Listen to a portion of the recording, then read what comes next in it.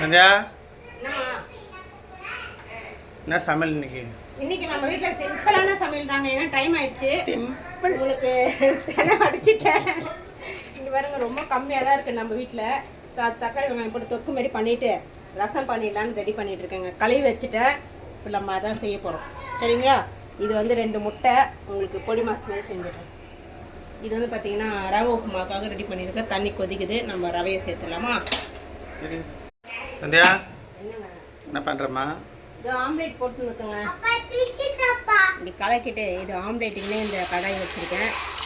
அப்படியே அழகாக தோசை மாதிரி வந்துடும். பார்த்தீங்களா? அவ்வளோதான் தண்ணி சூப்பராக எடுத்துடலாம்.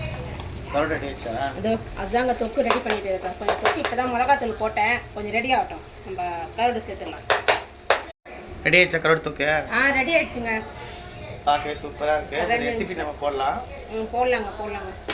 கொஞ்ச நேரம் இப்படி வதக்குனா தான் அது தொக்கெல்லாம் அதில் இறங்கும். சரிங்களா? உப்பு போடல, ஏன்னா கருவாட்டில் உப்பு இருக்கும். அந்த உப்பு போடல. சூப்பரான கருவாடு தொக்கு ரெடி.